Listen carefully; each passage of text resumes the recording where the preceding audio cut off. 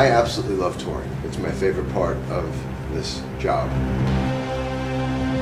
When we go home, you know, we're married, we have kids, we live in suburban towns, and coming on tour, it's almost like you get cut off from that.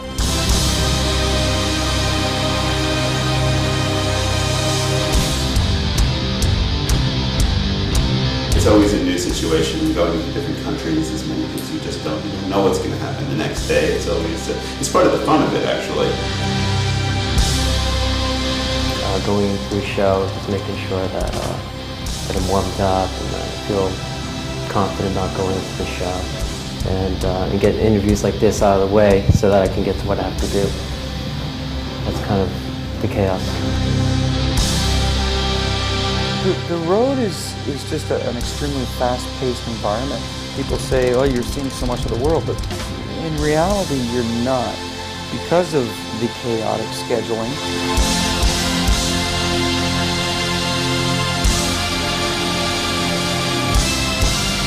I love being on the road. I love playing every night. I love traveling. It's actually something that I really love. A lot of musicians don't like touring, but I'm not one of them.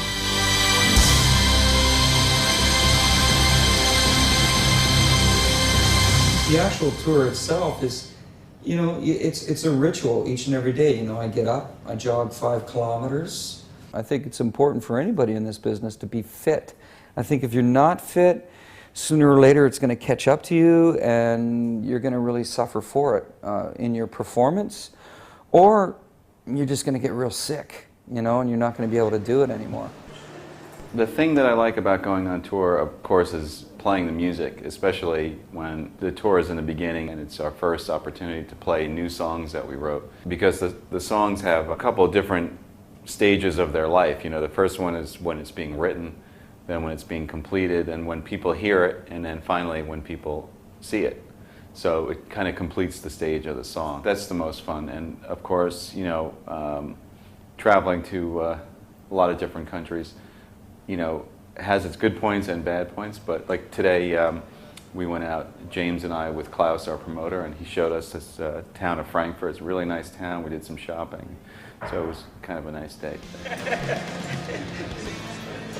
The chaos for me on tour is trying to find a balance between what we're here to do, which is to promote and play concerts, and then also to feel like that your life isn't on standby, because you know you got to remember when we go home, you know, we're married, we have kids, we live in suburban towns, and life is happening, you know, it's in full tilt, and then coming on tour, it's almost like you get cut off from that. You know, I've had those experiences where Daniela's called. I think it was the day, for instance, that we were doing Dark Side of the Moon in like Holland, and she called up like, you know, it's going to go on in like 15 minutes, and she said, oh, I'm here with Ariana in the hospital.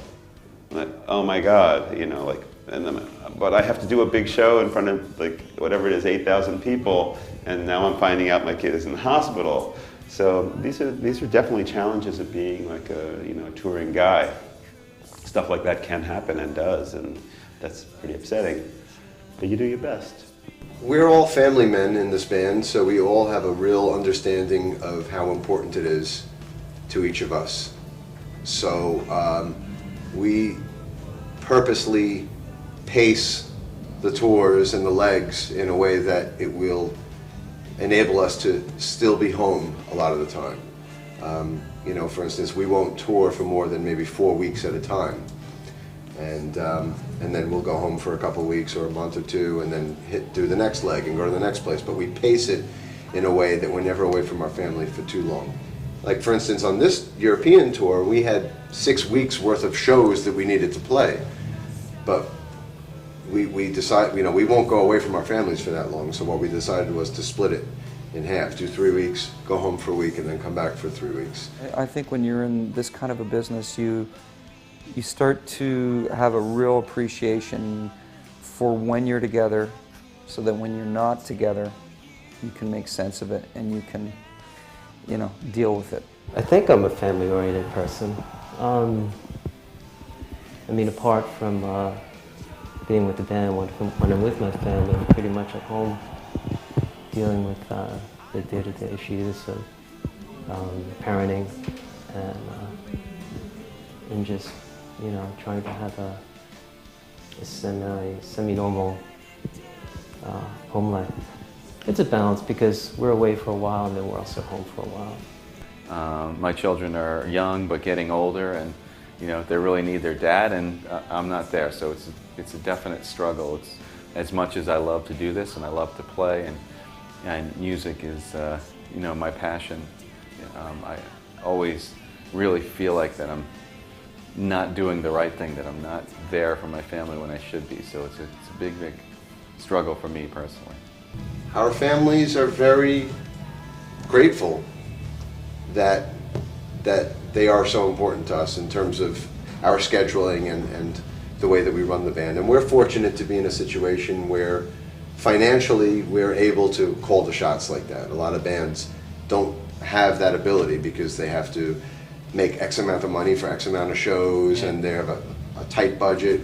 For us, luckily, we're in a position where we can actually really accommodate our personal needs as well. And that also means bringing our family on tour. I'm probably going to have my family out next month in Spain, and throughout the summer tour, you know, while our kids weren't in school, all of our families were out on tour in America. So that stuff is very important for us. You know, we're one of the few bands in rock and roll history to have 5 married men, none of whom have been divorced. You know, we all have very happy family lives as well. When we go on tour, I really enjoy getting out and checking out the town and going for walks. To me, especially going to a place like Europe, or getting outside of America, I should say, is cool to me because I really enjoy the different cultures. I like the idea that I don't really know sometimes that much about a particular city, but I go out and I explore it anyway, and I'm kind of like, you know, without a tour guide, but I'm looking and I'm seeing, and that's a really, really nice thing. And I even enjoy, you know, maybe just like meeting somebody on the walk and chatting, whatever. The other day, this is very un-Dream Theater-like. So, but I'll tell you my own thing. I like the other day I was walking in Warsaw, and I was walking by the university, and this very nice guy came up and said, "Hey, Jordan, I know who you are. I don't want to disturb you, but I just wanted to say hello." And he was really cool, and we started to chat, and you know, not the kind of fan who was like, "Oh, I want a picture, an autograph, all that stuff." We're just chatting. So he showed me the university gardens in Warsaw and walking around, and it was great. You know, so I like making friends and meeting people and just experiencing the culture. And the only problem is there's not that much time sometimes to do that. So I end up like getting into the town, throwing my bags into the room, and then just, you know, running out for whatever amount of time there is. Yeah.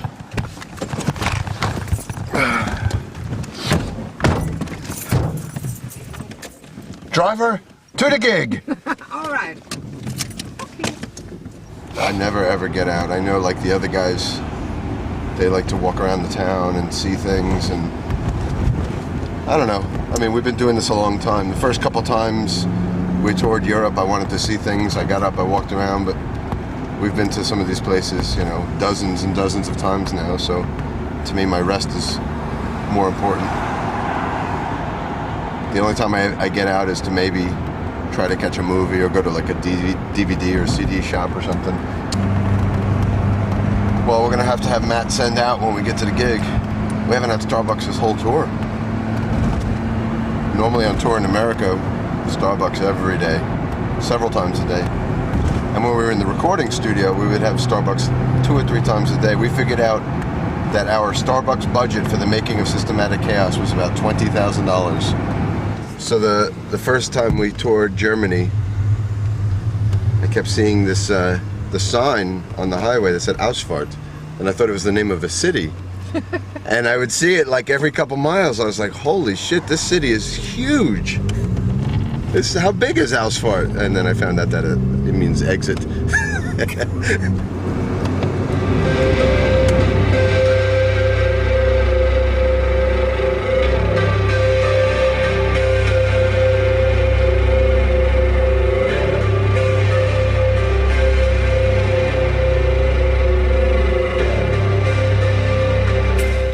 John Myung is an enigma. I've known John for 22 years as well, and of course I have the same brotherly bond with him that I having with John Petrucci. You know, the three of us formed this band and went to college together, and we've been through every step of the way together. So obviously I have a very tight connection with John. But he is an enigma. He's hard to infiltrate. You know, he's a very, very private person, and most of the fans know that and realize that. But even for me, having been his friend and bandmate for 22 years, even I have trouble sometimes penetrating that wall, you know. And I respect that. I totally understand that he likes his space, he likes his privacy. Because I think as I get older, I think I could sense a lot of that becoming part of me as well. I've become a bit more like that as well through the years. But, you know, he's a brother, and he's part of the chemistry, he's part of the formula. He's a quiet guy, but he's an integral part of the chemistry of this band. He's deep. He's deep in thought, and he's very dedicated. Yeah. I go the farthest back with. John Myung is somebody where not only he's an incredible bass player, but we have this great chemistry that originated a long time ago, this really deep understanding musically of one another and where we're taking things, you know, and where we want to go without even speaking. So it's cool. John Myung is a very deep kind of person who generally likes to remain to himself, but when you get to know him, he really can be very verbal and come out and speak a lot. Very interesting. He's one of the most interesting people that I know, because he's got this incredible job with Dream Theater where he has to learn all this music, but yet and play it all and stand on stage in front of thousands of people. Yet he's so quiet and he doesn't want to do any interviews. So it just makes for a very rare and interesting, kind of person. So I'm kind of pleased to be in a band with a bunch of fascinating characters. James is an amazing vocalist. He's a good friend. He's just a wonderful person, I'm glad that he's a part of my life. He's a great guy. James LaBrie is an incredibly talented singer. He just has a gift of this vocal power and range that I wish I had. I don't know where it comes from. When I'm on stage and everything's really loud and I have the in-ears, and if he comes next to me, I can hear him. I can hear his acoustic voice over the band, so it's pretty loud. He's the voice of Dream Theater. He is, when people hear Dream Theater and they think of Dream Theater, it's his voice. He takes his pot shots from a lot of fans. He has to defend his place in this band and his voice and everything. But I don't think there's any denying that he's an incredibly gifted vocalist. I mean, his vocal talents are undeniable. Whether or not they're everybody's taste, that's completely subjective. But there's no denying that his vocal abilities are perfect for this band. I was writing down the nicknames for James LaBrie the other day that we have for him. Pirate, Captain, Cappy, stands for Captain Cappuccino, Jimmy Java, Commander, Cowboy, did I say that one yet? Well, the old nicknames. Well, it's funny when you're on tour and you're out on the road, you're just all, the things that keep you sane are the joking around with one another. So nicknames is a really good remedy for, chasing away the tour woes. But the nicknames, Jordan's basically given me all of them, He calls me Captain one day, and then he calls me Pirate the next day. Was he Cowboy one other day? I guess it's whatever he thinks that I'm, whatever I'm presenting to him that particular day. Because some days he'll be talking to me and then I'll say, what's up with ya? So it's whatever, but it's just fun. He's an interesting guy. He's very, unlike John Myung, he's kind of extroverted and has a big personality, a big statement. I guess that's why he can be a singer, in the band, because he makes a big presence with his energy. John Petrucci is very focused and very smart and has an incredible, one of the most amazing musical memories that I could ever even imagine somebody having. John's specialty is that he's really able to zero into something and get very pinpointed about things. John is my brother, he's my partner in crime. We've been together 22 years now. We met when we were 17, so we've been together now more than half our lives. We met when we were teenagers, and now here we are in our 40s. So there's obviously a personal bond that he and I have, and a friendship, and a brotherly love. But beyond that, the creative partnership and connection is incredibly strong as well. We co-produce the albums together, and we oversee the It's a Jam stuff together. So we have a very close partnership on a creative level as well. He's very focused, and he's incredibly talented. Yeah. John Petrucci is someone that I've known probably for I don't know, maybe 30 years now. He's just always been there for me as a friend. It's just amazing that just the history that we have, and John too, who's really passionate about what he does, and just everything about him is a real inspiring individual.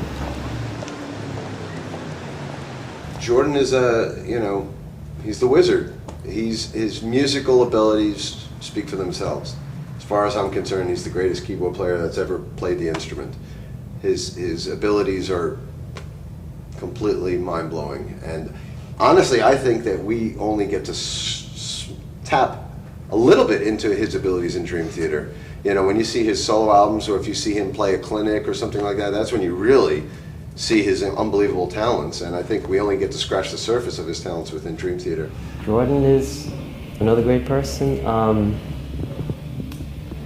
He's very, very talented and so on top of his game, and I just have the utmost respect for what he does. I mean, technically what goes on in his world, apart from just playing, is it's quite a feat. Yeah. He's very centered and extremely talented. He's one of those guys where you wish, well, if I could play that way on the guitar, I'd be great. If I could play the way he does on the keyboards on the guitar, there'd be no stopping. Since he's been in the band has gone to a whole new level, not only musically, that's obvious, but personally as well. When he came into the band in 1999, it was a tough period where it was do or die for the band, and we made Scenes from a Memory, and ever since then, it's been a complete uphill climb, and we haven't looked back since. And a lot of that has to do with Jordan being in the band. The chemistry now is stronger and better than ever. We all five of us get along better than ever. The chemistry of the band, the way that the band functions, the whole way that the organization is run, it's all bigger, better, and smoother than ever, and happier than ever as well. Mike, to me, he's a great guy. He has a big heart, and he's very passionate about music. And when it comes to bands and music, he's like a scholar when it comes to that. He's so on top of all that, and it's actually really inspiring. The guy is just an incredible study. He has probably every Dream Theater show on video, on recording, every possible rehearsal, every fart that anybody's made documented, and he's got a definite place where he puts it. He watches every television show out there in the world. He knows about them all the movies. He's he's the real media king. Mike is somebody that's ultimately dedicated to what he does. He's incredibly 100%, 150% dedicated to Dream Theater and everything having to do with Dream Theater. And he is also self-admittedly very obsessive and compulsive about certain details, organization, and things like that. And he is one of the best drummers in the world, and love playing with him. He's intelligent, and he is gifted. Mike also has a memory for everything else. He's got an incredible memory. I could say, Mike, when was the last time we played, Erotomania? And he'll go, oh, we played it, the Heineken Hall or something, in 2003. How do you know that? And but he's, he's very everything has to be put in a certain place, and he's very organized in his way. I guess that's why he can really have this kind of huge media collection. And also, he's the wildest guy of the group. He'll have, he'll have the loudest voice. He'll be the first one to throw over the table, and create some kind of a high-spirited environment. Yeah, it's like, why is my seat hot? So I guess we're not going to have a Starbucks out here. Oh, well. All right. Yeah. We're here at the gig. Welcome. Dankeschön. Bitte schön.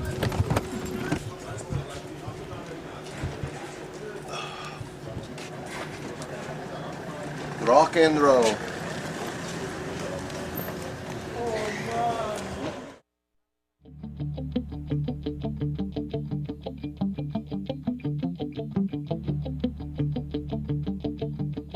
When we're travelling on a journey over a specific period of time, we require two drivers. So we'll drive 4 hours each and change over, and then the other driver will drive for 4 hours, and then we change again, and I'll drive another 4 hours, and so on. And when you're not driving, you're either resting or relaxing for the whole journey.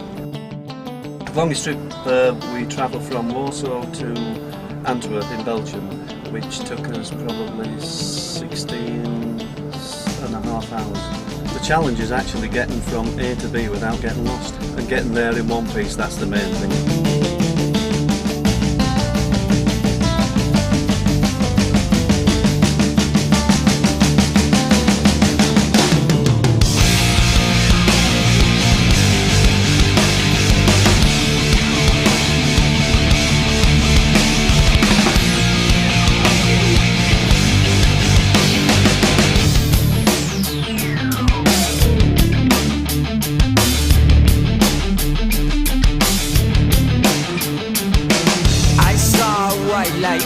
Shining there before me, walking to it, I waited for the end. A final vision, promising salvation, a resurrection for a fallen man. Do you still wait for your God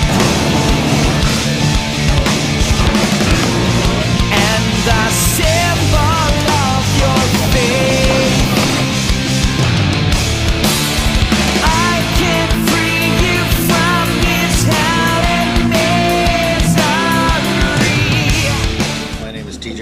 I'm production and stage manager for Dream Theater. My job as production manager is to take care of all the technical needs, lights, sound, video, and everything related to that trucking. Challenge every day is keeping everybody happy, both local and road guys. Try to make the day go as simple as possible, as easy as possible, adapting to everyday situations, especially in Europe. A lot of the venues aren't as user-friendly as maybe some of the American venues, but ultimately it's just trying to have the day go as smooth as possible for the whole day, from load in until we leave it load out. The chaos is mainly just adapting to coming to venue situations of trying to put a full production show into a lot of the smaller venues, where right now we're carrying a decent sized production to where we're it's almost an arena size situation that we try to bring in sometimes of small theaters, and unfortunately sometimes big clubs or something in a smaller situation that we're not able to fit everything in and try to give everybody the best show possible on a daily basis. I joke about trying to not try to be looked at as a dad, but more like the uncle, the cool uncle that we all get along. So as things happen, it is ultimately my responsibility to make sure everybody does what they're supposed to do and makes everything happen. But as well as, we're all adults here, so nobody should be treated here like a child. Everybody's adults and treat everybody like an adult, but they're also responsible for actions too. I am the uncle of the crew, TJ. Uncle TJ, they try to be called. Hey, I'm Rick. I'm the tour manager. I basically run the tour, take care of all the money. I'm also the tour accountant. I schedule all the band's press along with Roadrunner. So every day they send me a sheet. I say yes, no, yes, yes, and try to arrange it so it makes sense for the band. And then advance the shows, work hand in hand with TJ. If TJ has a problem with something in the venue, then him and I talk about it and figure out a solution. I yell at Matt a lot, tell Matt what to do. Try to keep him on his toes at all times because he's young, and so you got to pick on him, give him a hard time. Rick's job oversees more of the transportation of the buses, flying, all the airplane situations, but basically I take care of all the technical needs of anything related to anything on stage. His job is to load in all the equipment, to get it up, to get the show set up and all that. My job is to babysit the band and get everybody from point A to point B. Flights, buses, anything that has to do with moving from point A to point B. There's so many things that goes on, flights being canceled and then we miss other flights. So you have to reschedule 3 days worth of flights because one airline screwed up. One of the South America countries, we had iguanas on the runway, they canceled the flight. So because they canceled that flight, or it was delayed 2 hours, I'm sorry. Because by law they can't make the iguanas go, get off the runway. They just have to wait for them to go away, which is pretty weird. And so because that was delayed a couple hours, we missed our connection, and then we ended up staying overnight in the other city, then getting up, basically sleeping on the floor so that we could get a really early flight because we had a show that day. And so that was a mess. But it all worked out. The show went on. The crowd did not know, and it was all good. I mean, they're good guys, and it's good to have them go on stage because then I have 2 hours to actually do some work. Because when they're off stage, we're all constantly trying to take care of them, keep them happy, make sure they're doing what they're supposed to be doing and not doing what they're not supposed to be doing. So yeah, it's good to see them go on stage for 2 hours.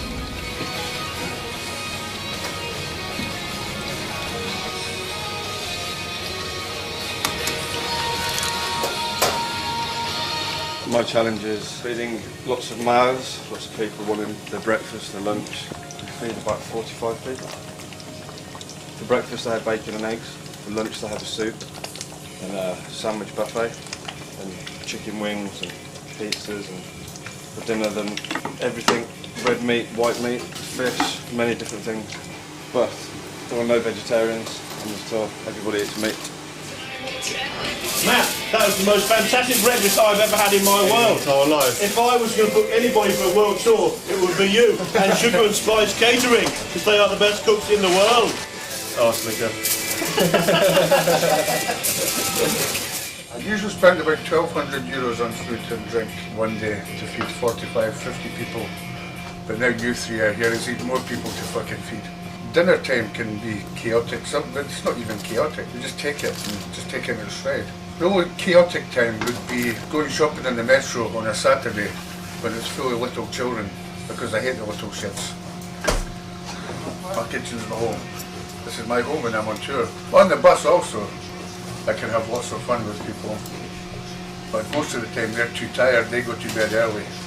Whereas me and Matt, we stay up drinking most of the night. But here we go. That's enough.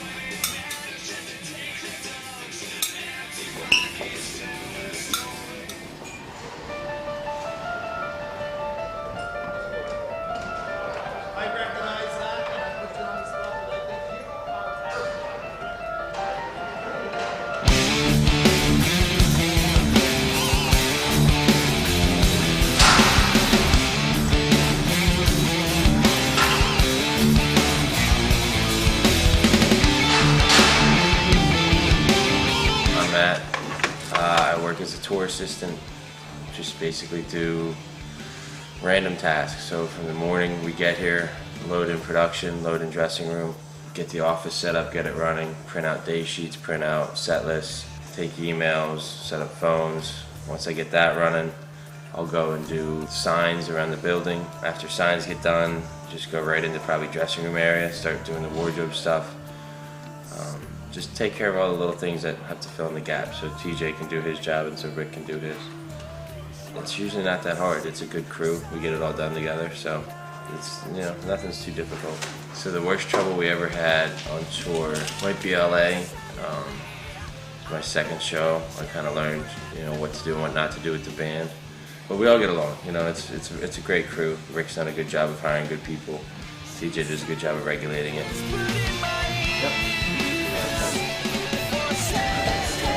Working for John is a very difficult task every day because everything needs to be perfect. If it's not, John either will feel it on his guitars or he'll hear it. And in order for John to do what John Petrucci does live, everything needs to be perfect. The way the guitars play, the way everything sounds, everything about what he does on stage has to be right, or he's not able to focus on what he does. So my biggest problems I run into is temperature with the instruments. If it's cold or hot. If it's hot during the show, all the guitars the necks will bow.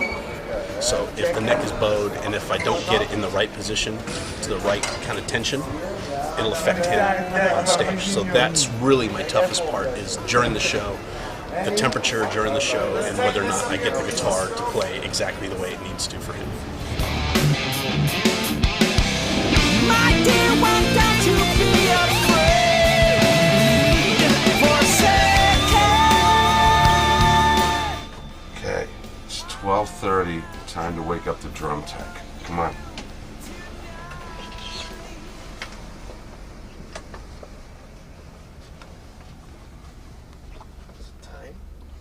Yeah, it's 2 o'clock in the afternoon. We're just worried about you. Come on up.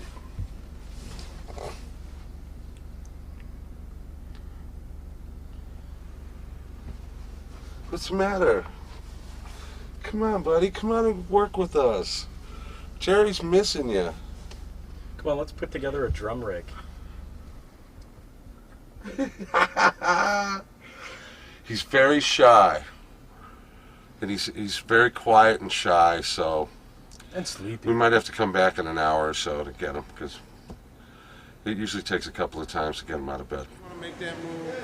Monitor engineer takes care of what the band wants to hear during the show. They don't hear exactly what the audience hears. Let's say John Petrucci would want to hear the band's mix with the guitar a little louder so he can articulate what he's doing, yet keep up with the rest of the guys. And the same goes with Mike. Mike listens to what everybody else is playing, but he needs to hear the drums more prominently because that's what he's contributing to the mix. So basically what I do is I take all the inputs from the stage and give each player an individual mix that they enjoy and that they can work with on stage to give a better performance for the audience.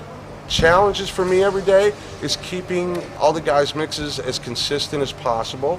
I mean, we set this stuff up in a different room every day, and for them to feel comfortable, I feel that it should sound the same for them every day.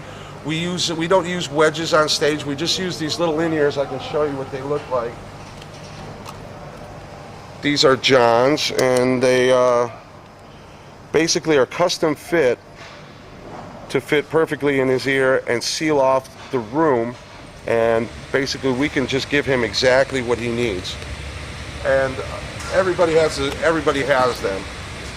So there's no speakers on stage, just the PA for what the audience hears. Guys all they're very family orientated, so it's wonderful for me because they get to next week they're going to go back to the States. I live in Phoenix, Arizona, which is on the other side of the country, so it'd be way too far for me to fly and then have to come back to work. So I'm flying my family to Munich, and we're going to spend a week together there, not working. I don't know any other band that does that. It's just really nice.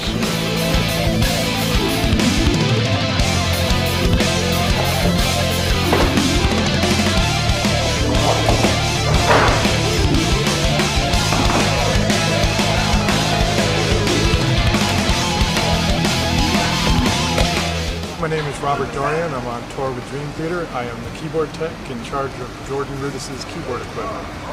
The challenge for me every day is making sure that all the equipment is in working order, programming the set list so that the show goes off without a hitch, and making sure that all the little details that might creep up during the course of the day are taken care of before the band shows up. We want to make sure we have a great sound check so the band is confident when we hit the show.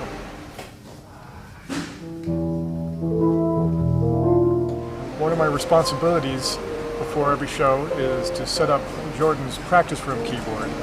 Working with Jordan Rudis has been a real pleasure. He's a gentle soul, a wonderful musician, and I can consider him a friend.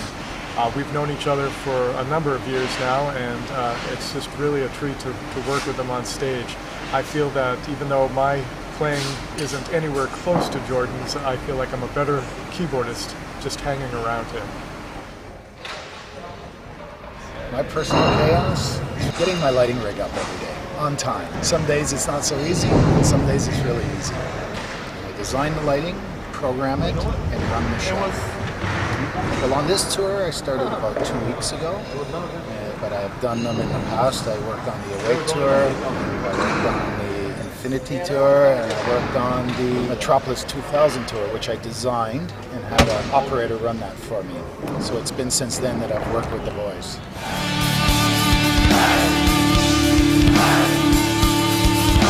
Once the tour is in the flow, the crew guys get used to the routine. They know what we like and what we want. Eric is very, very good. If anything goes wrong at any point during the show, he could swap out a cymbal or replace some sticks. He's really good at being on top of that. And Eric has got one of the hardest jobs. I mean, obviously, people look at this kit, and I mean, you'd think just this kit alone would be a job and a half for anybody, but Eric has to stay on top of all my vocal cues. He's constantly swinging the mic in and out. He has to know every one of my vocal spots. He's constantly, you know, filling the waters, the Gatorades, the towels, whatever I might need. I have to have my hands sprayed sometimes so I can grip the sticks. He's constantly spraying my hands. He's got a full-on job at all times, and it starts from the beginning of the day and it goes to the end of the night. He's got routines. He's got to come and bring the sticks to the dressing room after sound check. He's got to meet me before the gig to put on my ears, and we have an energy drink together, and it's just a lot of things, a lot of routines.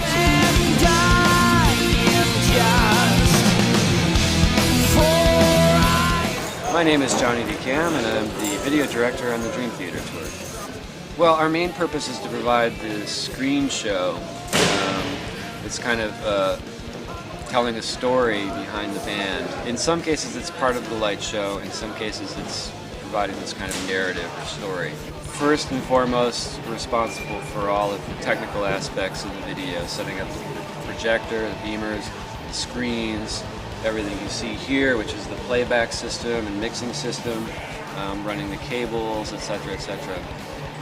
When it comes to showtime, it's about making that video happen in time with the music, and it changes from night to night, different set lists, so you really have to be on the ball and getting all of those video cuts and mix just right. I'll tell you a good story about my worst trouble on the tour. We were in the very first rehearsals in the US, and I had designed it so that we'd have projectors at the front of the house. And then the very first day I was hanging my brand new projectors that I just bought, and I turned around and I heard a loud crash. It was my projector falling off a mount onto the ground about 3 meters. Broke the projector, obviously, on the very first day. Luckily I had a spare, so we weren't without video, but that was a tough start. I am Frank Solomon. I have been managing Dream Theater for going on the past 9 years. Dream Theater, it first started with Deep Purple's manager, who was Bruce Payne, who was managing Steve Morse from Deep Purple, and we struck up a good friendship, and we're looking to do something together. And I had heard that Dream Theater were looking for someone else to manage, and I said to Bruce, you should, let's talk to those people. And then about 3 years ago, I started just doing it on my own. band, it's just like a partner, however, whether it be, you know, a marriage or a friend or whatever, just someone who you just want the best for and you're willing to work as hard as you can for it. The days are totally different one from the other. I mean, it can start at the crack of dawn with people, you know, calling from, you know, different time zones and whatnot, and it can go all the way up till, oh, I don't know, till people on the West Coast here in America are still working, you know, as late as 10, 11 o'clock my time. And then you'll start to do some things to finish up at 10, 11 o'clock so you can get them over to the people in other parts of the world, in Japan and Australia, so that when you go to sleep finally and you wake up in the morning, there are either faxes waiting for you or emails waiting to answer the questions that you have. My personal chaos could be anywhere. I mean, so many different things happen along the route that are, you know, the biggest problem of the moment, and then between Rick and TJ and the band and everybody, you know, and Derek Kemp, our agent, and Steve Martin, our agent in America, the object is to solve the problem and make the chaos go away. And we usually seem to be able to do that. My name is Randy Lane. I'm the front of house engineer for Dream Theater. That involves anything audio that the audience hears. My basic task is just to make sure that what the band is doing on stage gets to the audience. As far as the instrumentation, what they do on stage, I just make bigger. That's the only thing. The challenge every day is a band as dynamic as Dream Theater is. There is a lot going on stage. Everyone is playing a specific part. The arrangements are very intense. The challenge every day is making sure that every instrument, every note is heard in the context of how the band is actually trying to play it. It's very complex music, and as a result, it's very challenging to stay on top of. There's a lot of notes coming off that stage.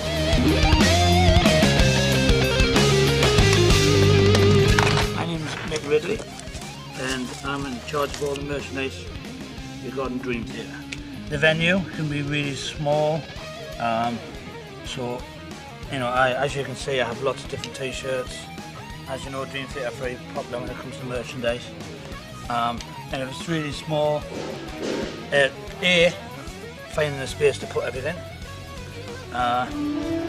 B, which is probably the most important, I have to make sure it's safe, as in tables aren't going to fall down on people, barriers aren't going to hurt people, I'm not going to get things stolen, you know, people can jump over. That's probably the main problems. Sometimes it's hard when you come into the Eastern Bloc countries, a different currency. You have to go to the bank and, you know, get change. And obviously with this I need lots of change because I have different prices. But there's not too much stopping me from doing my job. I've been on tour now with Dream Theater since the Wake tour, which is 1995, which I think was February or March or April, sometime springtime. I don't always do every tour because I work for a company who have the right to sell Dream Theater's merch. But I try and do all the big headline and arena tours. Summer tours, I can't always have the time to do that. We'll fly somewhere else to do that. Very nice. But I like touring with Dream Theater because they're nice guys, basically. They're easy to get on with. If I ever have a problem, they're willing to listen. And the thing with Dream Theater, they know that I do my job. I like the thing very good. So they can rely on me to do it and they don't have to keep an eye on me. You know, some bands, if they don't know the guy that's selling the merchandise, because when you're selling the merchandise, you're representing the band, basically. You know, and people, as soon as people come in there, they see that. That's the first thing they see that's got any connection with the band.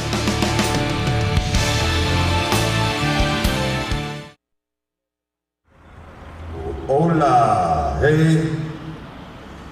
All right, yeah, hey. 1, 2, 3, check.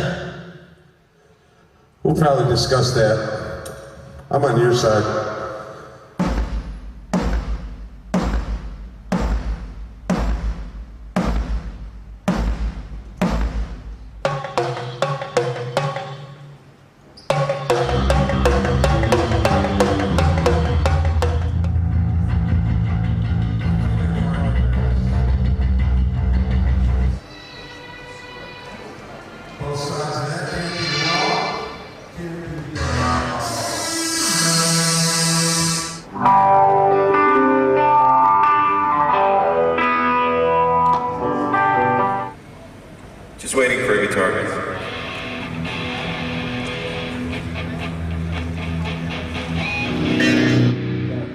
Johnny, does that automatically loop or do you your favorite? As far as the sound checks in the beginning of a tour, they're very important to me because we're trying to get everything ironed out. Honestly, with the crew that we have, once we're in a tour, we really don't have to sound check. They really have it together. They're incredible. I personally, as a guitar player, I like doing sound check because I call it like my personal on-stage noodling time. Because basically, I have this great guitar rig and I play it on stage during the shows, but the only time I can really play it and kind of fool around with it and noodle is during that little sound check time. And I kind of look forward to that just as the guitar geek in me likes to sit there and fiddle with my gear and get sound. Okay, go ahead.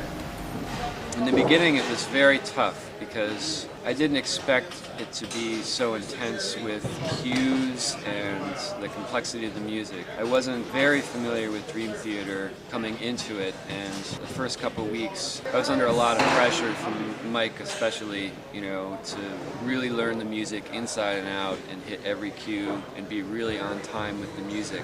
And generally I'm very good at that, but Dream Theater music is so demanding.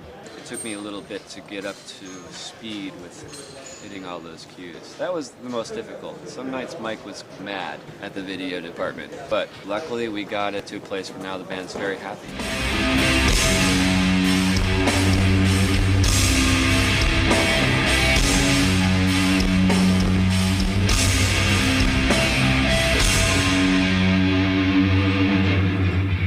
Hey Johnny? Can you hear me?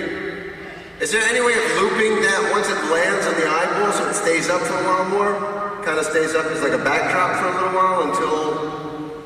So once it lands, just have it edited so it loops with the scenery for about a minute.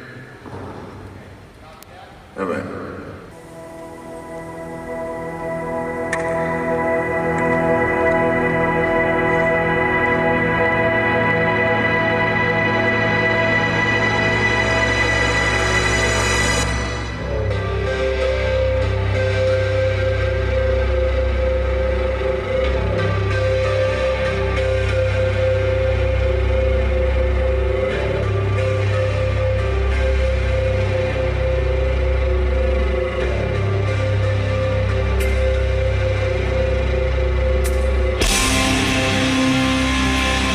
A lot of things can happen during the show, you know, problems, unfortunately. There's a lot of equipment on the stage, a lot to deal with. You know, there's one thing about like doing a sound check where you're checking the gear, you're hearing things, you're feeling, like for me, I'm feeling the keyboard, the balance of the stand, where the pedals are.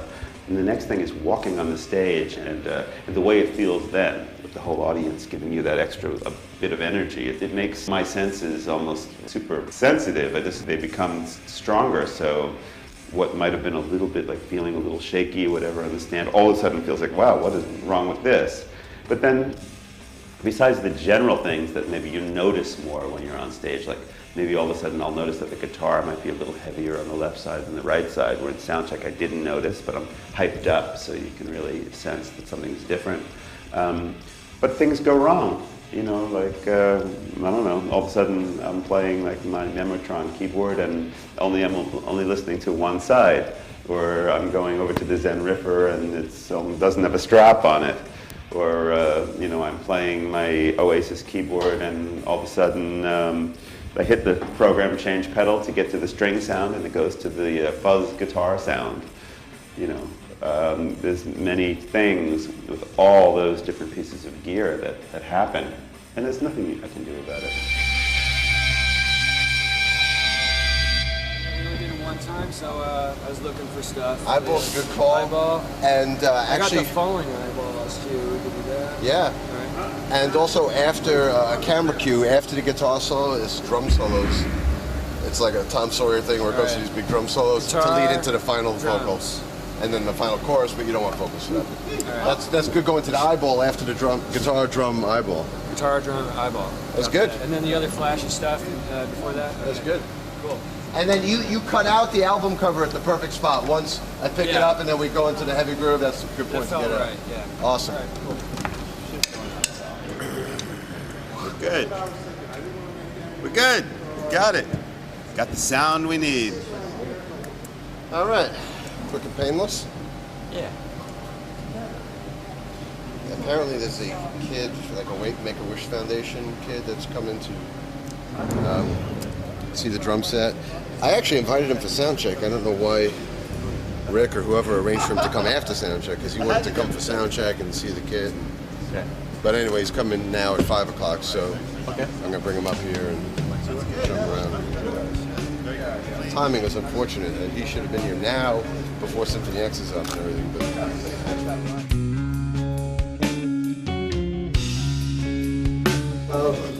how you doing? I'm Mike. Nice to meet you. Yeah, Thanks for coming out. Hello, everybody. Big entourage. Nice to meet you. He was brought here by, I guess, Make-A-Wish Foundation.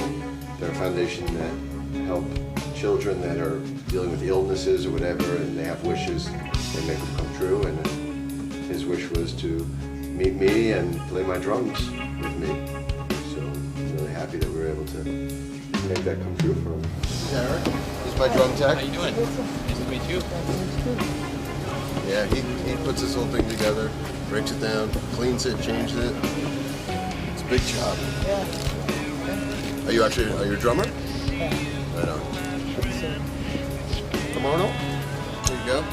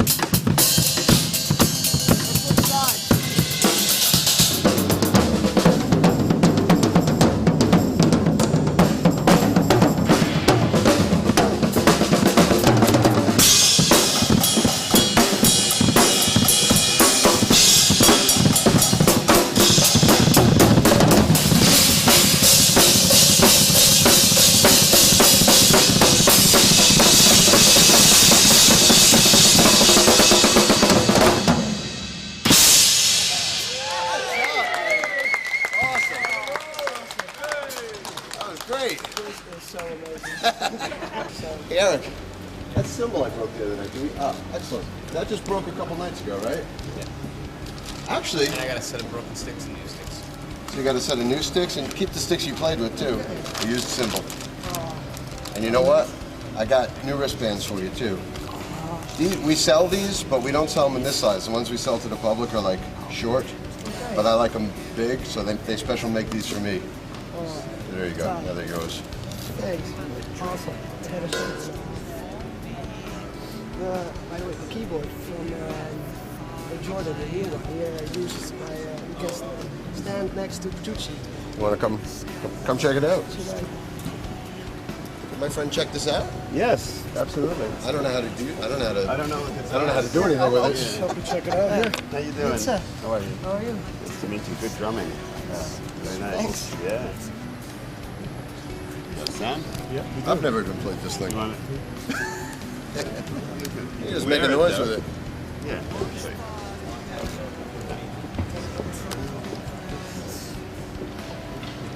What is this? This makes a cool sound. No, he's gonna switch. He's not going to play drums anymore. He's all one of these. That is? Nice thing. Cool, right? Yeah. Good. Even I haven't played that thing yet. An opportunity? Oh, this is my chance. Thank you. These are the octave switches. These are octave switches. This is down and up. And your feedback is here. Pitch. I sound like Jordan. Pitch is here. You can move your fingers fast, that's all. And do the octave at the same time. Do the octave. There you go. feedback thing. It's pretty cool. Like that. Switch? No, I'm not gonna switch. You can keep it. That's cool. Thank you.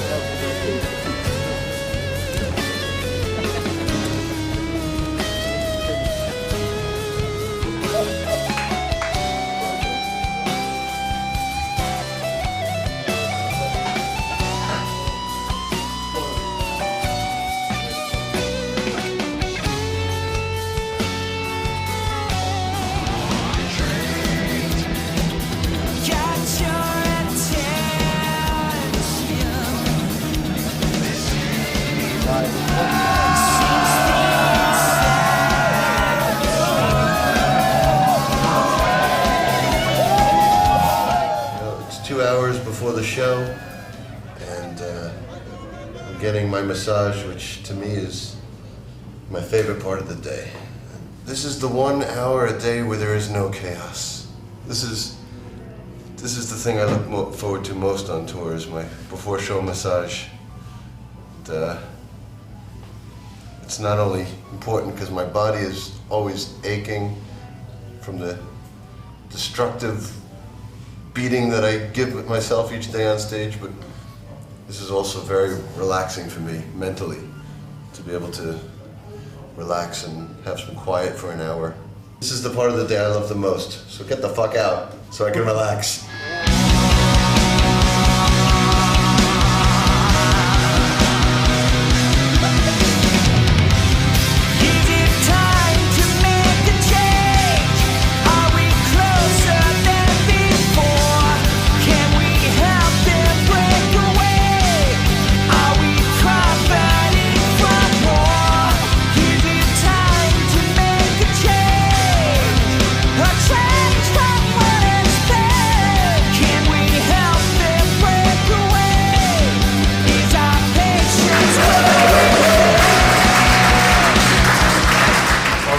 Meet and greets with the fan clubs.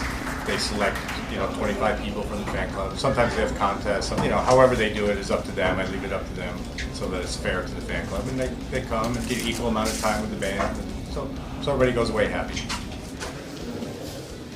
We don't do meet and greets every night anymore. When we're in America, we have the platinum packages, which happen every day before the show. And then here in Europe, we do certain meet and greets for certain fan clubs. The most important thing is organization, and that's Rick and Matt's job to make sure it's all organized, make sure everybody has their passes, they know where to go, what time to go. Once they get there, that it's organized in an orderly fashion, if they have to be lined up, how we're taking pictures, how we're doing autographs. We want the fans to be happy. Of course, it's all about them. We want them to feel like they're having a good experience, and we know they're excited to meet us. But it has to be organized, and there's only so much time we can give. Luckily on this tour, now that we're not doing the evening widths, it's a little bit easier because we do it before the show. But in the past tours when we were doing an evening width, it was hard because we would sound check right till doors, then doors would open, and then it's time to play the show. So all the meet and greets would be afterwards, and we had just played a 3-hour show and we're physically exhausted. So that was difficult. Now that we're touring with an opening band, it's a little bit easier. Sometimes you're at a meet and greet and you're really tired, and you're not in the mood, but you have to remind yourself that you're here because of them, and you're doing what you do because of them. So it's nothing for me to be able to say, hey, I'm going to make conversation and see what this person's all about. Our meet and greets are kind of small because I guess when you look at the whole band, I seem to have more guests than other people. I think I'm maybe a little bit more social. So I'll go out at the end of the show and say hello, we say hello to the people. And I think the way we have it now is that if someone has an invited guest, they'll go out and they'll say hello to them. In general, I'll go out and say hello at the end. And in some places, we'll have a more formal meet and greet where the band is actually meeting a group of fans, and I think maybe we have something like that arranged in Germany. But we had one the other day in France where it's this more formal situation where the whole band goes out and just meets the fan club. Well, when I do a meet and greet, it's important for me that I think it's my general disposition with people, because I always think about how I felt or I feel when I meet somebody that I look up to or that I'm looking forward to meeting. And the last thing you want is to meet somebody and they're a jerk or they don't look you in the eye or whatever. So for me, you know, a handshake, looking somebody in the eye, and you know, if they have something to say, just listening and letting them know that you hear what they're saying, you appreciate it. And just being humble and, you know, not being a jerk or anything, just being yourself, basically. But I can recall when I met people for the first time, even guys that I know now personally, Steve Vai and Joe and people like that, you know, they were always so cool. They were so nice, they're down to earth and normal, they're not jerks. So it's really important to be a good person. All right, you guys. See you on stage. Take care. Good luck.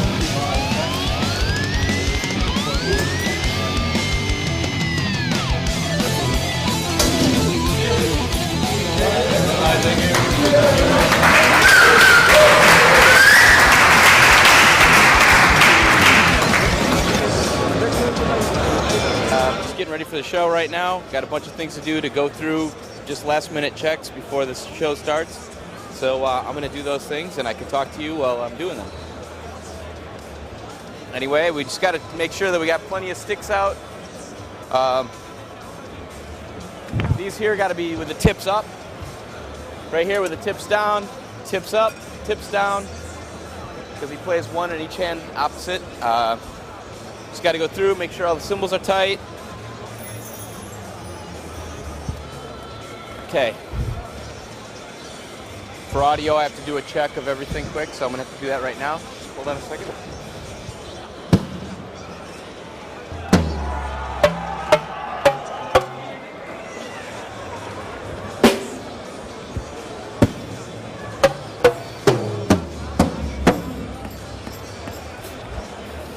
Okay, I have everything in my ears.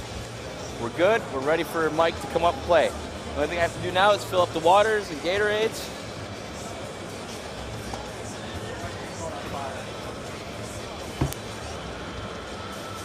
Keep one water, one Gatorade back here.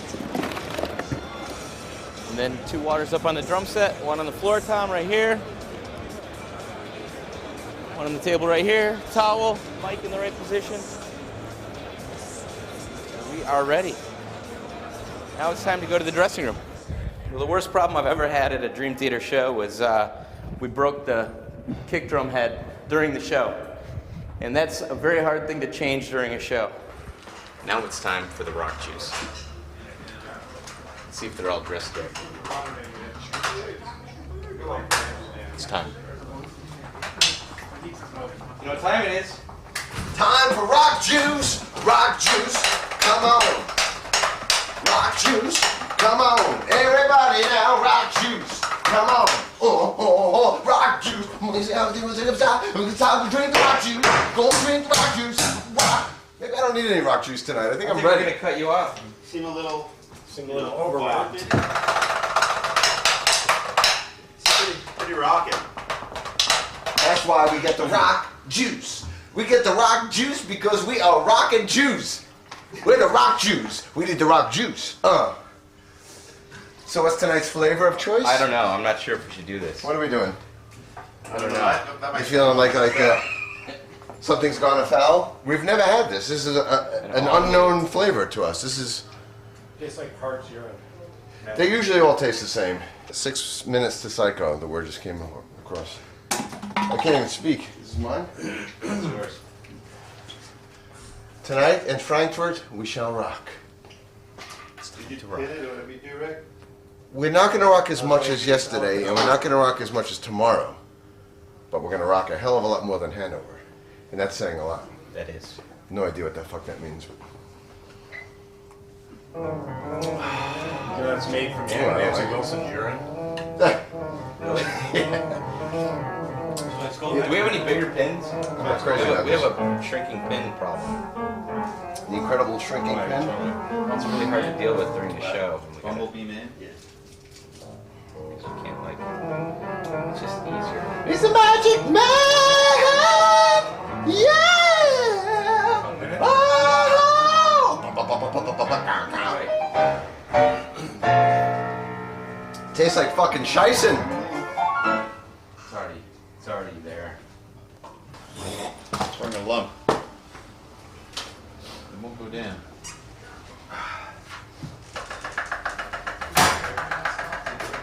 That is. Hey, Jerry.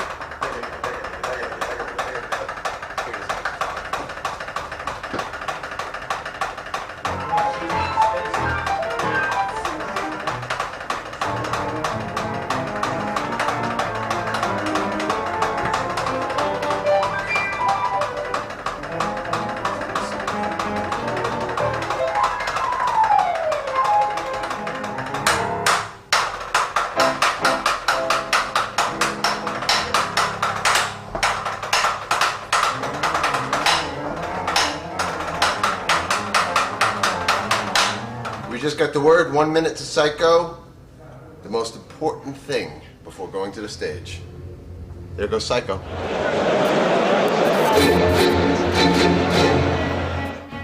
Mike, Psycho's rolling. Psycho's rolling, that means it's time to take a quick piss and get ready to rock.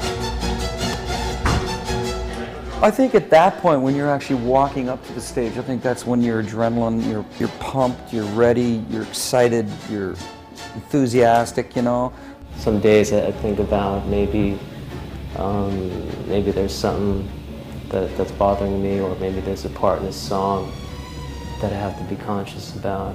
It changes. It's no set thing.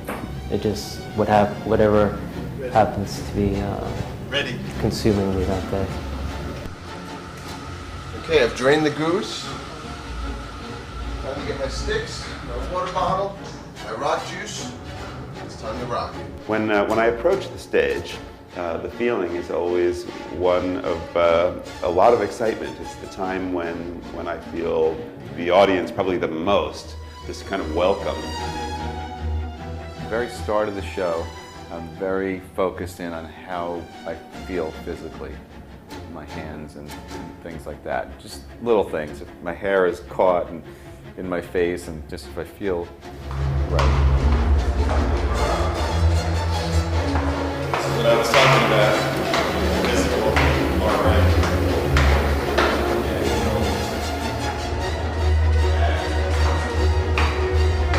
Hello, Frankfurt. Rock and roll. Have a good one. Never got to high five anybody else. Whenever Mike high fives us, our hands get all wet. Now this is not, you know, I just took a piss too. That's rubber. Here come the house lights. 3, 2, 1.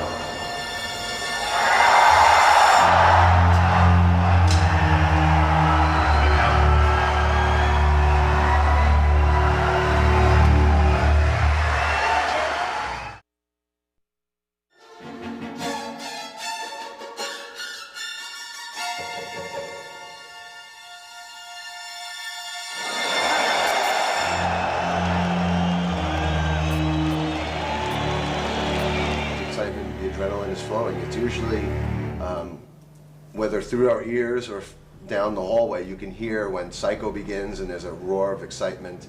And then when Psycho ends and the house lights hit, there's that loud roar.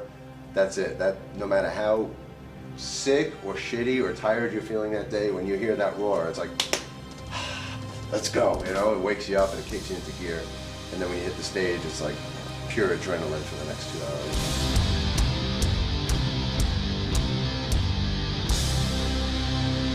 When you're on the road and you're doing 6 shows a week, it's very easy for you to become complacent and say, oh, it's just another show. But I think what you have to do constantly, and I think any artist needs to do this, is you have to say, wait a minute, everyone that's out there tonight, this is probably the only show they're going to see, with the exception of a few that are going to see several shows. But for the most part, 95% of the people, and the fans, I should say, that are out there, it's their one night that they're going to see you on this particular tour. So you have to give them everything that you can so that when they walk away, they can say, wow, that was great. I can't wait until the next time, you know? Big rush of energy, and it's always like a really cool kind of a thing. And then you know, it has to calm down, because as a performer, you can't kind of hold on to that, because then I'd probably play like a million wrong notes. So, you know, I let the beginning start, I feel it, I get into it, and then I go, okay, now it's time to do the thing and to focus and to play the show.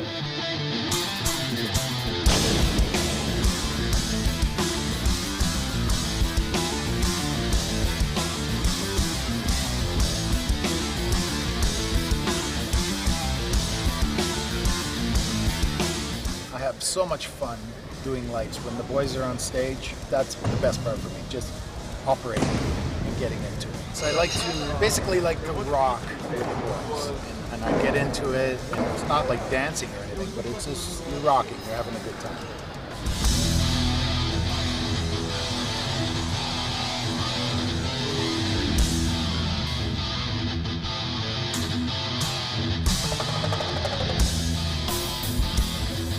The most fun thing about the show is actually doing the show, because for me it's like a performance. I'm not on stage with the band, but what I'm doing is on stage, and it's a very important part of the show. And it's all live, you know, it's not like I'm just running clips all night and that's all I do. We have live cameras, I improvise, live effects. So for me it's very much like a performance and very fun.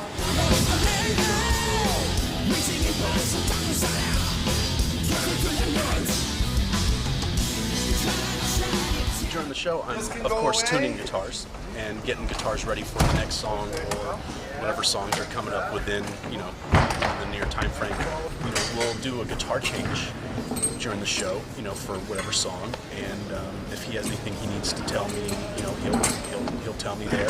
At times he's had me switch certain things with his rig, or he's had me change, you know, do something different with the guitar, and you know, he'll just tell me during the shows. Well, the way that I communicate on stage with my technicians is, obviously as you're playing, you don't have a lot of hand signal possibilities playing guitar, so a lot of it is just, you know, nods of the head and opening your eyes wide and trying to squeeze in a signal to the monitor man. My signals are usually just imitative, you know, snare, down, things like that. You know, vocal, down. Or if my guitar is something is going horribly wrong, then I'm looking at my guitar tech like, you know, help. That's one thing. Or it could be just the opposite. It could be all smiles and thumbs up. Thanks, guys. As far as the band, a lot of it's intuitive. You know, we've been together for a long time. We have this really great chemistry. We interact a lot. There's a lot of facial expressions and things. We have some facial movements that actually mean things, that mean like slow down the tempo, or you know, if somebody made a mistake and you noticed it. And there's things that we do on that are, some are unspoken and some are things that we've talked about before. But a lot of it is really in the eyes. It's all facial because you're obviously busy with your hands. The only one that I really need to communicate with is our inner ear monitor engineer. We have a lot of signals between the two of us. He's most free as far as a mix goes because he needs to hear the band, but he also needs to hear his voice a certain way. And from venue to venue, that can shift around a little. He has to warm up before he starts singing, so to do a sound check and stuff in the afternoon, it's a little rough for him. So basically, he comes out, and we're always in the ballpark, and then we just have to fine-tune it as the show goes on. Usually we find it in the first couple songs, sometimes it takes a little longer. I think he might get a little nervous sometimes, and he just needs someone to boost his confidence and tell him that, you know, he's hitting the right notes and everything's cool. And that's part of my job, too. So I have codes for him. So one is me. So if I say, you know, like this, up or down, that's my voice, up or down. If I go like this, that means I need him to open me up and just give me a bit more reverb. If I go like this, less reverb. If I go like this, I want more highs in my mix. If I go like this, I want less lows. So I put my fist down to the ground. If I go like this, bring the highs down. If I go like this, that's Mike. 2 is Mike, so I'll go this or this. 3 is John Petrucci, this or this. 4 is Jordan, this or this, up or down. And 5 is John Mayone. So if he sees me go like this, then I want more John Mayone, and so on and so forth. And that, but that's because it would just be impossible for me to be looking over and going, you know what I mean? wouldn't be able to do it. So it's all code.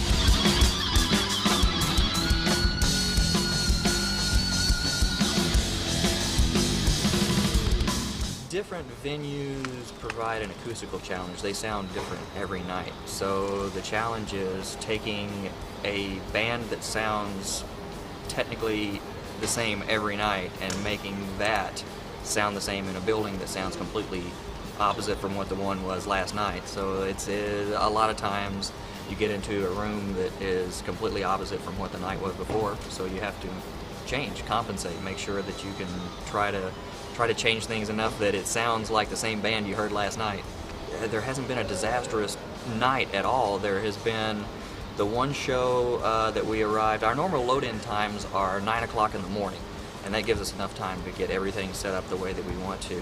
Our arrival time was 3:30 in the afternoon, which is 6.5 hours late, and doors were in 3 hours instead of 9 hours, which meant that we basically ripped the roof off the place, dropped everything in where it was supposed to be, and turned the switch on and hoped that it worked, and the show went off without a hitch. So that was probably the most heart-stopping moment of the whole tour.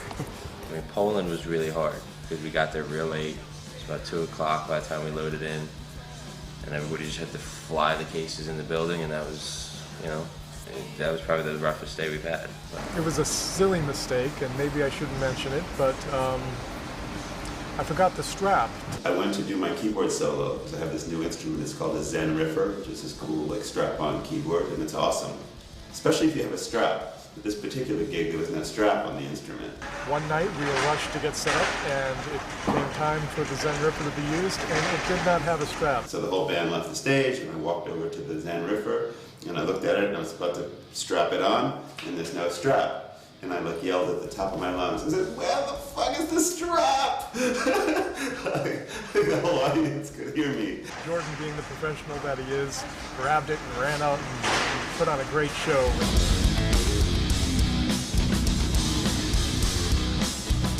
Problems during the show, for example, might be that a noise might creep in an audio line, or we might have a problem with a MIDI note stuck on.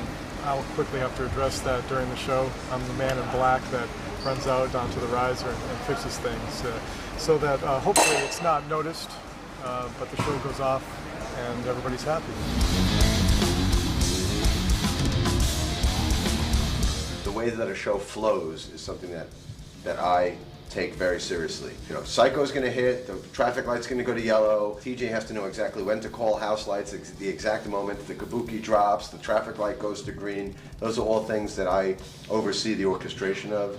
And in the old days when we were doing evening with shows, how intermission would begin, what's played over the PA during intermission, what's played in the PA before the show, after the show, all of that stuff I have to orchestrate with the crew guys, specifically TJ, and our lighting director, video director. They all have to be in the loop with that in pre-production for a tour. So it's very important when a tour starts that we have that consistency from night to night.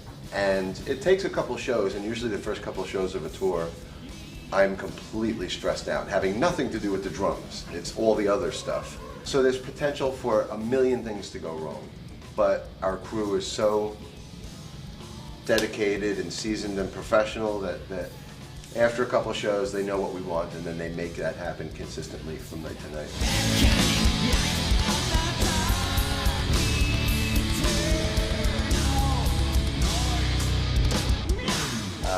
One time during a show, somebody threw a full cup of beer at me, and it hit me square on and splattered all over me, and that was very unexpected, I have to say. I remember being at the Monsters of Rock down in South America one time, and literally 60,000 people out there, and I'm running across the stage, and my shoe, for whatever reason, flew off my foot and went right over my head, and I literally lost my shoe, and I could see my shoe flying through the air in front of 60,000 people. So I finished doing that song, and then I grabbed my shoe.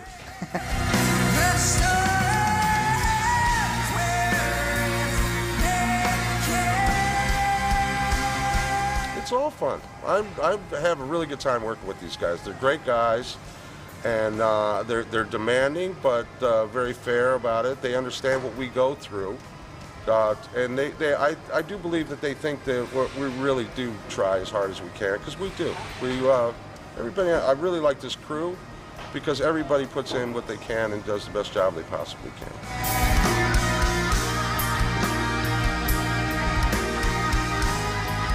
Most fun is when you're at a show like tonight, and they go on stage and you're standing back there at the soundboard. Or a lot of times I like to go to as far back of the house as possible and just look at a place that's just jammed with people and realize how much fun they're having and that you had a teeny little bit to do with that whole thing. So that's by far the best.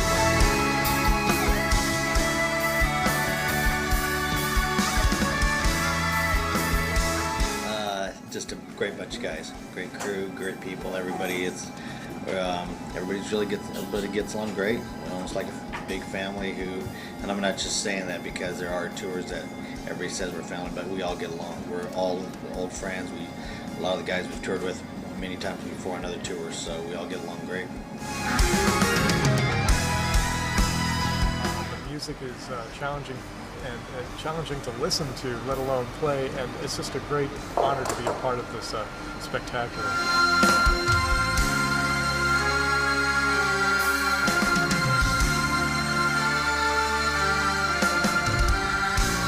Fun touring with the band? They're funny guys. They have a great sense of humor, and they're a lot of fun. They joke around a lot, say stupid things that makes everybody laugh. And Mike's always doing something wacky, and there's always something funny going on. So that makes it a lot of fun.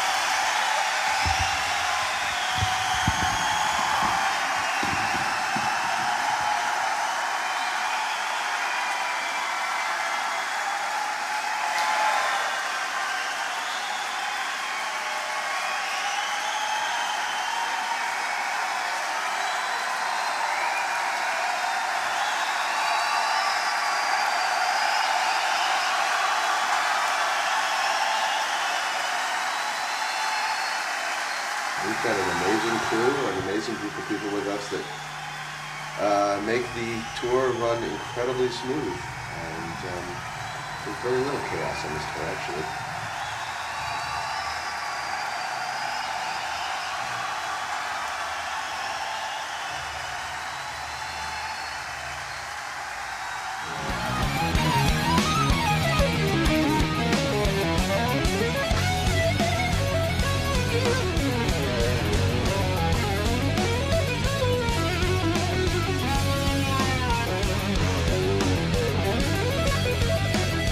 The difference between me and TJ?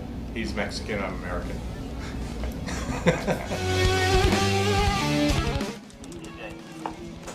Yeah, go ahead. I think I was talking dirty to you, man. Tell me you're my uncle. Tell me you're my uncle. No, it's Daddy. Daddy for that.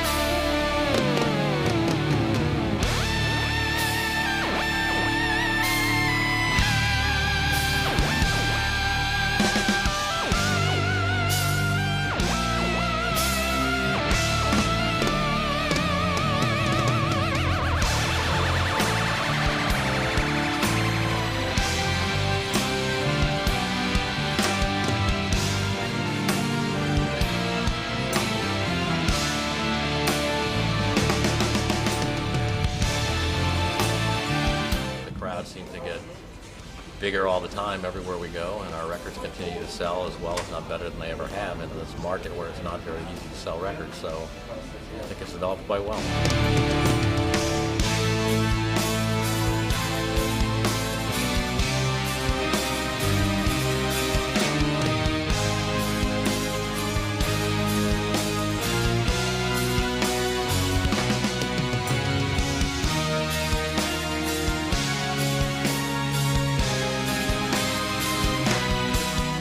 isn't a usual day on this job. It depends on the distance that we're travelling, when we're travelling, where we're travelling. So there isn't a standard day on this job. You think we're Americans? No, we're musicians. We're musicians. We ain't got no, no money. Damn money. Actually, you really knew I had a 20. You give me a 20?